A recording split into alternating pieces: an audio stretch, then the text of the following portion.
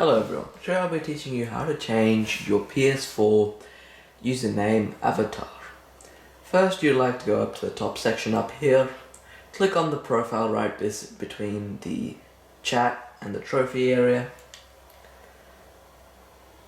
You'd like to go to the three dots beside set online status and press edit profile.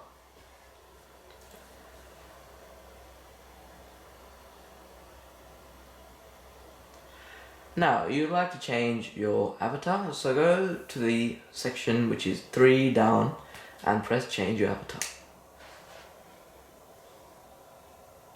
Now you have this selection of avatars available. Here is all, and then you have the certain subgenres.